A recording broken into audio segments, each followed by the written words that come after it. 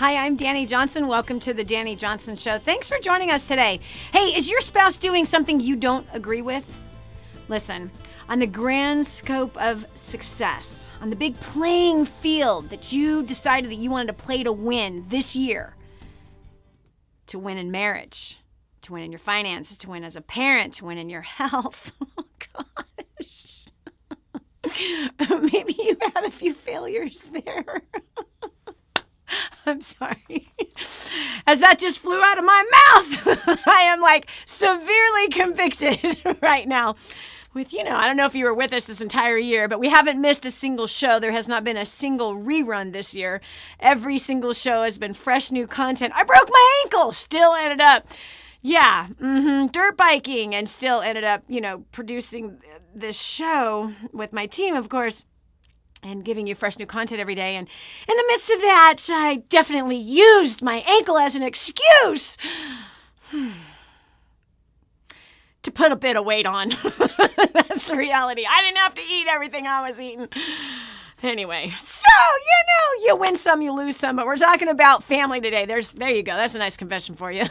But yes, maybe you made the decision to play to win in every area of your life. And maybe you've had a few losses like I have had this year, and maybe you've had some great wins. But if you plan on playing to win in marriage, and you want to succeed greatly in marriage, right? Because success, the definition of success cannot just be about money. It can't just be about your business. It can't just be about your career or cars or stuff and clothes and brand names and traveling. There's got to be a full picture of it. And one component of your success is your relationship with your spouse. And the bottom line is, there are going to be things you don't agree with. Yes, it's a fact. There's going to be things you do not agree with. How do you handle it? Now, has your spouse ever done something that you were like, absolutely against? I can tell you I have had many.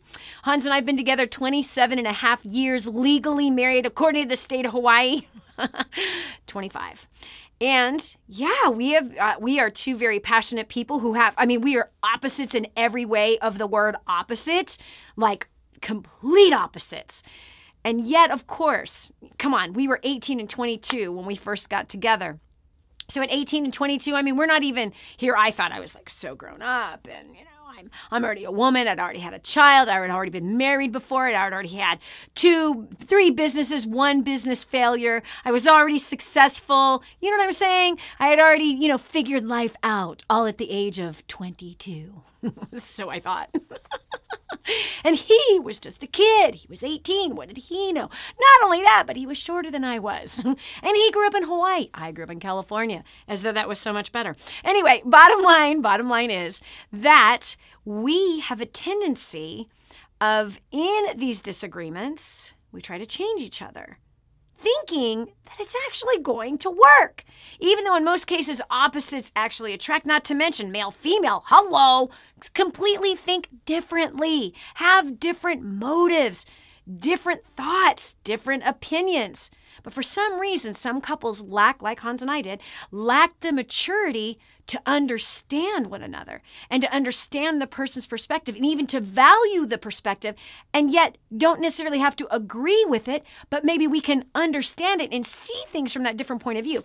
I got to read this to you. Dr. John Gottman, a researcher on dynamic of marriage, estimates that 70% of marital conflicts are perpetual. Blah, blah, blah. Isn't that terrible to think about? Think about that. It's perpetual. Meaning couples keep having the same arguments over and over instead of working to see the other person's perspective. Are you in that situation where you just right? It's the same old argument about the same old thing over and over and over and over again. I can think of many of those in our, first 20 years of marriage. Yeah, the last 5 years have been blissful. They've been amazing. In fact, we have not had a single moment of contention in coming up on 3 years. Next month is 3 years, not a single moment of contention, not a single argument that elevated, escalated into a full-blown fight where it was like striving and contentious with each other. Has there been conflict over the last 3 years? Of course there's been conflict. I mean, hello, we've gone through all kinds of weird things, whether it's been health challenges or big business decisions and life changes and kids getting married and married again and babies born. Do you understand? A gigantic move, a house being built. You know, my husband built his dream house this past 2 years. Do you understand? So there's been lots of points of conflict, like places where, wow, there's a difference of an opinion that come together. But we finally have the maturity in ourselves, as well as love and true honor, to honor each other in our feelings and to express those feelings in honor instead of expressing it in accusation. You always say, and you never do, and how come I always, right? That's how we both used to talk to each other, with accusations. And so we want to talk about this today. Is there a point? And is there something? I want you to write it in here below. Have you come to a place with your spouse where there's just some things you just don't agree on? And what is your plan? What is your strategy when that happens? Mine and Hans's, we had no strategy for years. We didn't. It would just turn into a war. It just was a war. I don't want to say a fight, because a fight is nothing. It turned into a war, like full-blown war. Isn't that crazy? Like crazy, terrible, horrible, immature in all reality, just a full-blown war. Now, we've got Amy Bain who writes this. She says, yes, he signed up for a credit card while we were in college, and he was so pleased with himself. And you know what? You can't blame him for being pleased with himself. Think about it. Our entire culture is selling credit cards. Our whole culture is celebrating credit cards. It's like you've reached this like super status once you get a credit card, not realizing that you've become a slave, not realizing that that's not what 2% of the population is striving for. They are the lenders. 98% of the population is the borrower, and the borrower is enslaved to the lender. And so when the whole culture celebrates something that is awful, you don't know that it's awful. Of course he was really pleased with himself when he got his first credit card in college. So again, if you try to see it from his perspective, this was an innocent thing. He was duped into it. He thought it was a good idea, but here's what she said. She goes, I flipped out. It took us 20 years to finally get free of the plastic. I have always had a distaste for debt. My dad avoided it as much as he could too. We have only our mortgage left, and then we'll be totally debt free. And so look, so that could be a fight between Amy and her husband for 20 solid years, right? It could cause resentment. It could cause bitterness. But instead of that, and again, I'm telling you from personal experience, right? Because we did not do it right. We really didn't. Hans and I had lots of, not conflict, but contention. We had actually completely different views financially. The only thing that I could say that we agreed majority, like 99% of the time on, somehow, some way, I don't know how this was the case, is about raising kids. We somehow had the very same intuition about how we were going to raise the children and what we were going to teach them and how we were going to lead them. And I think it's because we both grew up in massively dysfunctional homes. We both grew up in abuse. We both grew up with drug-infested homes, and we both were molested.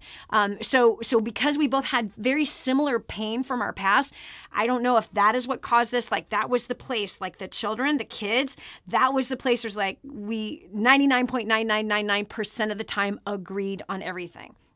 I don't know how that happened, other than it being like the grace of Almighty God is pretty much what it is. It was kind of in some of the later teen years where it was like, oh, there was a few things that were like, kind of holding my breath and just praying because, things got a little crazy for a little season, and it was really a hard season. About 6-7 years ago.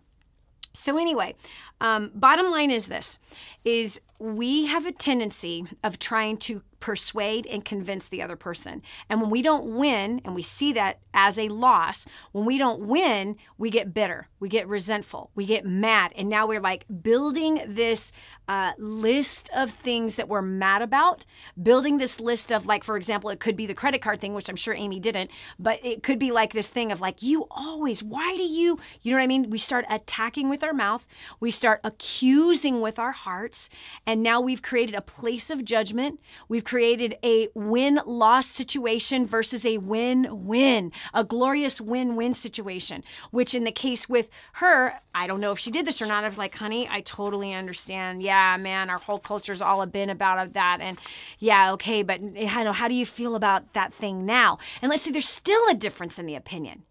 The key is that if you want a harmonious, beautiful, passionate, intimate relationship with your spouse, which is what you started off with, by the way. You started off with that intimacy of conversation, the safety of being able to share your perspective without being attacked, the safety of being able to share how you feel without being judged, right? That's what you used to do before you got married. Why all of a sudden you got married, you want to change somebody. I have to read this to you because this is really powerful, and this is written by a coworker of mine.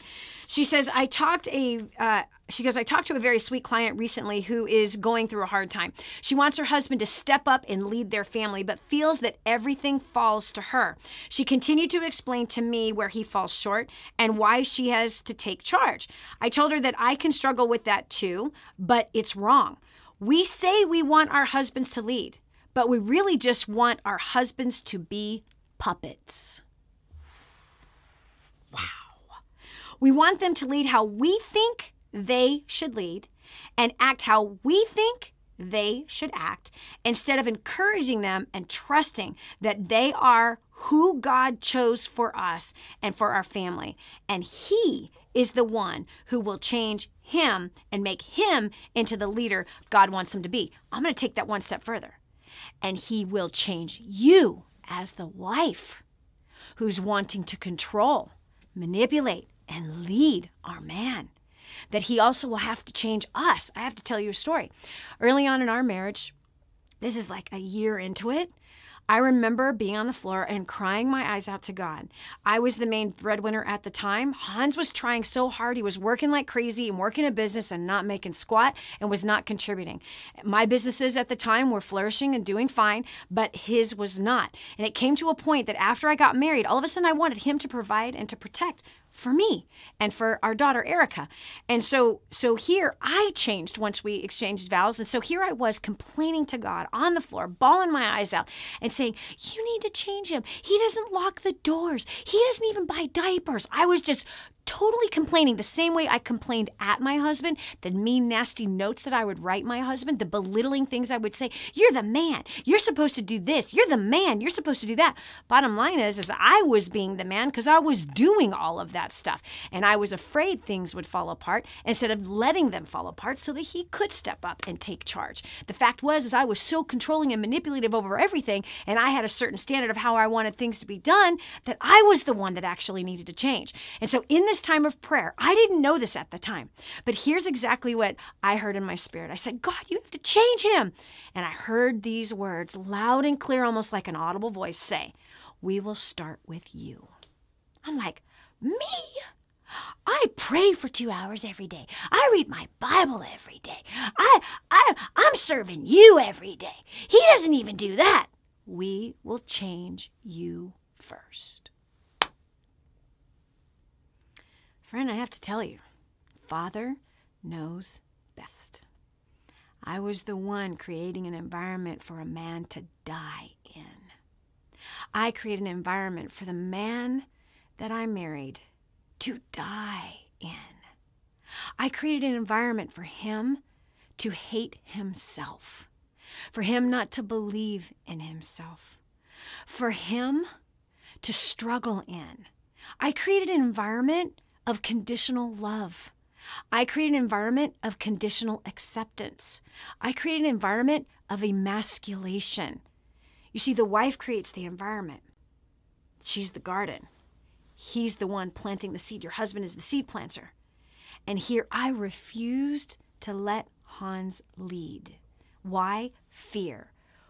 Where was my fear from? It has nothing to do with Hans. Fear is sin against my Father, my true provider, my true perfecter, my true leader. I was afraid and did not trust my real Father in heaven. But instead, I had all my trust and all my faith in my ability to build businesses and my ability to run a home. And I compared who I was to my husband, or at least who I thought I was. I created an environment of discouragement. I created an environment of dissatisfaction. I told my husband constantly how dissatisfied I was with him. I created an environment of death. I recently heard an analogy that I must share with you. It is an analogy where the Garden of Eden, right? So here we have Adam, who was created for the garden. He was created specifically for the garden. And so I was in a room and the question got asked, and this was at actually Hot Marriage Secrets, which is our top level training seminar, 3 days. It was in Maui, and it was all about marriage, and it's called Hot Marriage Secrets. And one of the speakers, one of the trainers there, asked the question, okay, so do you know what your Garden of Eden is? Men, Adams in the room. Do you know what your Garden of Eden is? And all of them said, my job, my business. And he says, no, your Garden of Eden is your home, because the work was created after he got casted out of the Garden of Eden. So your workplace is outside of your home. So your Garden of Eden is your home. And he said, either the ground is fertile or it's infertile. And the one who determines that is the wives. The wives are the one that create the environment that's either fertile or infertile. And see, the environment I created for my young, very young husband, who was giving it his best shot. He was giving it his best, but I couldn't see it. I was so blinded by fear that I accused him because of my fear. I attacked his manhood. I attacked his character because of my fears, not because of him, but because of my stuff. I attacked him of not being a protector because I had been wounded as a child and badly abused, and everything, all of my pain from my childhood caused by my stepfather, I attacked Hans with. So the environment that I was creating was infertile ground. It was toxic ground. And that's why in that prayer, my God said, no, let's start changing you first. I am so grateful that Father does know best and that he began changing me first. So whatever disagreement you and your spouse have, if you're one of those couples that 70% of your arguments are perpetual, you're having the same one, I want you to ask your Father in heaven to give you insight on what has to change in you so that this can stop. There's harmony on the other side. There's peace on the other side. There's beauty and passion and blessing on the other side. If you are willing to ask the question of your Father, Father, what needs to change in me so that I can create a better environment for the both of us to be able to grow in? And Father, please forgive me for trying to change what you created, trying to change the man or the woman that you created, whether you're the husband or the wife, that you created. You love what you created. Teach me to love what you created. And ask him to search your heart to find out why you're being provoked, why you're continuously going round and round and round, why you are allowing your responses to be what they could be or what they are. Hey, listen, thanks so much for joining us today. I'm Dani Johnson. This is the Dani Johnson Show. Come on, talk to me. I want to hear your comments below. I know there's always circumstances, whether it's adultery and things of that are maybe going on inside the relationship that you definitely don't agree with. Write it in the comments below. We want to know if today helped you. We want to know what some of those struggles might be. We want to see where maybe we might be able to point you in the right direction, maybe to help. I hope to see you live at some point at a live event, First Steps to Success. That's the first steps to your hot marriage if you're wanting your marriage to be something that is absolutely phenomenal. Other than that, thanks so much for joining us. God bless you and have a great one. Bye. If this episode was an encouragement to you, go to DaniJohnson.com and share it with your friends now. You never know who else needs to hear it. This has been The Dani Johnson Show. Join us every weekday at 7 a.m. for more insights that will help you get to the